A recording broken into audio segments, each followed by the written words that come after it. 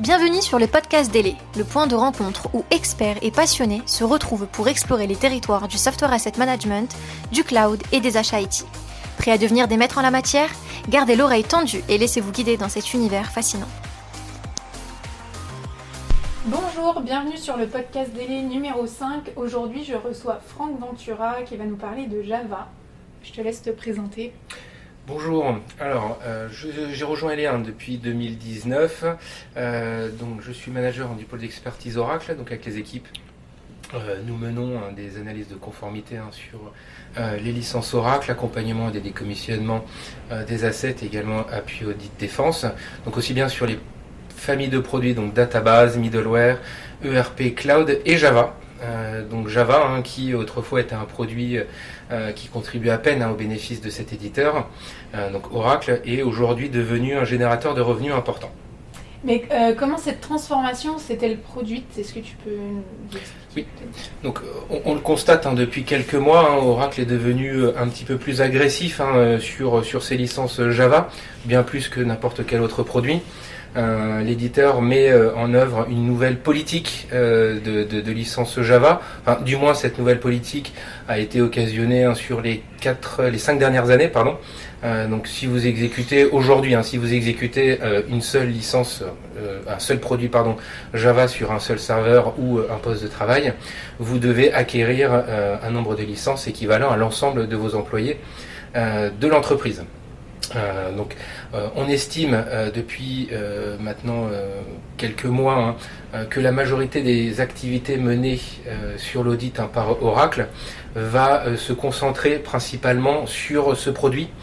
On sait que Oracle est connu pour transmettre rapidement les problèmes de conformité, notamment sur le produit Java, ou de non-réponse ou de non-gestion sur le produit, à des niveaux élevés de l'organisation. Ok, et quels sont pour toi les 10 principaux pièges des licences Java ? Alors, aujourd'hui, on parle de pièges, alors qu'il y a quelques années, plus exactement plus de 5-6 ans, le produit Java n'était pas un sujet. Aujourd'hui, il l'est devenu. Les organisations trébuchent quant au fait de s'atteler à ce sujet. C'est un boulot titanesque qui est face aux clients. Les principaux pièges passent par une idée fausse sur les licences. Beaucoup pensent que certaines versions, notamment Java 8 avec le correctif de sécurité 211 et ultérieur, nécessitent une licence Java. Il existe davantage de scénarios qui sont nécessaires à mettre en perspective pour attester et confirmer une problématique ou une non-problématique. Il y a également l'incompréhension sur la mesure des employés. Aujourd'hui, Oracle pousse une définition qui est, je dirais, plutôt à son avantage et extrêmement large. Du moins, Oracle entretient le flou. Aujourd'hui, une entreprise qui détient 30 000 employés a-t-elle réellement besoin d'avoir un nombre de licences équivalent au nombre total de ses employés ? Donc il est important de revoir et d'affiner ces licences pour une meilleure maîtrise. Ok, donc ça c'est sur plutôt les incompréhensions. Est-ce qu'il y a d'autres pièges ? Oui, tout à fait. Il y a également aussi un autre point, au-delà de la partie peut-être licence, c'est le savoir-faire en matière de négociation.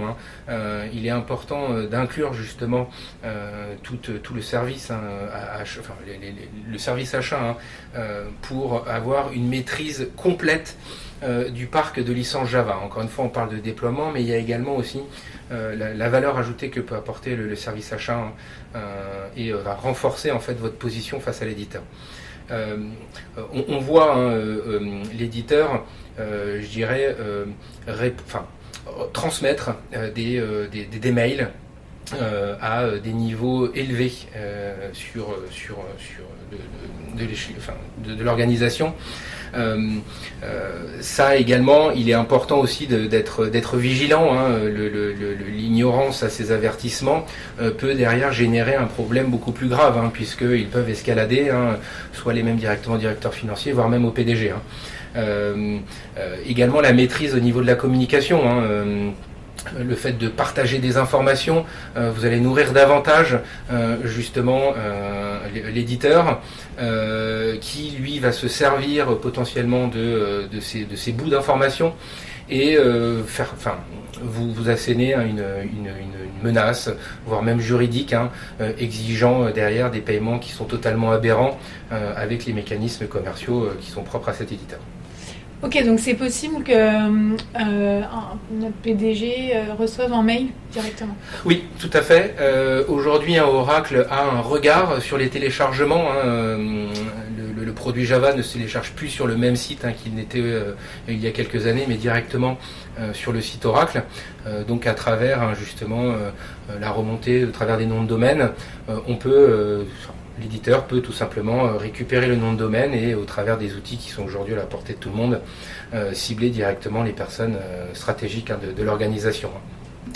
Il y a également aussi un autre point, ce sont les outils de gestion que chaque organisation peut avoir mis en place plus ou moins dans les organisations. Ces outils vont aider l'éditeur. Aujourd'hui, Oracle ne dispose pas d'un outil particulier pour lister ou inventorier tous les actifs logiciels Java. Donc ils peuvent s'appuyer sur ces outils. Donc il est important aussi de maîtriser cette communication sur vos outils de gestion. Ça peut servir l'éditeur et desservir le client. Il y a un autre point aussi important dont on n'a pas parlé, c'est l'accord de licence. C'est-à-dire qu'aujourd'hui, Oracle a créé propose différentes versions de Java avec ses correctifs de sécurité. Chacune est segmentée sur des typologies de licences qui lui sont propres et qui conditionnent l'usage, la manière dont on va utiliser le Java, qu'il soit gratuit, payant ou limité dans le temps. Donc aujourd'hui on en recense 3. On peut parler de 3 accords, 3 typologies particulières, donc à date. Donc il est important d'être vigilant également sur cette segmentation. Ok, alors concrètement, jusqu'où peut aller Oracle ? Alors aujourd'hui, et au même titre que ce qu'il peut faire sur l'applicatif et la database et les options, c'est sortir la carte audit, donc cette menace, et faire pression vis-à-vis du client, donc avec les différents points qui ont été énumérés précédemment, un téléchargement intempestif, des échanges avec le métier sur un applicatif pour lequel Oracle pourrait être au courant, on va dire, d'une potentielle adhérence avec le produit Java. Donc il est important de faire preuve de vigilance et examiner votre parc de manière exhaustive. Un autre point, c'est le cloud. Aujourd'hui, le cloud, on le voit,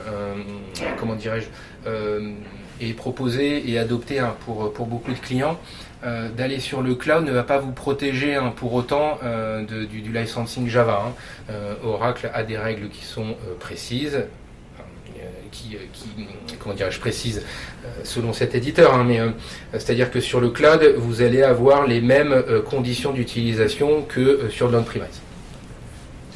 Ok, est-ce que tu peux nous expliquer comment naviguer dans le labyrinthe des licences Java ? Effectivement, donc si ces licences Java semblent labyrinthiques, ne vous inquiétez pas, nous chez Elé, nous avons conçu une approche en différentes phases qui va vous aider à comprendre votre exposition aux licences Java. L'idée c'est d'avoir une cartographie, de comprendre au travers les différentes typologies et les adhérences applicatives. Vous aider à constituer donc une stratégie en vue de réduire cette exposition à ces licences et aux risques potentiels d'audit par la maîtrise de la communication, et structurer vos négociations sur le produit Java, y compris sur les potentielles conditions de remise ou les objections que vous pourriez mettre en place par rapport aux mécanismes commerciaux proposés par l'éditeur. Ok, super, merci Franck, c'est très clair. À bientôt pour un nouveau podcast. Sur les potentielles conditions de remise ou les objections que vous pourriez mettre en place par rapport aux mécanismes commerciaux proposés par l'éditeur. Ok, super, merci Franck, c'est très clair. À bientôt pour un nouveau podcast.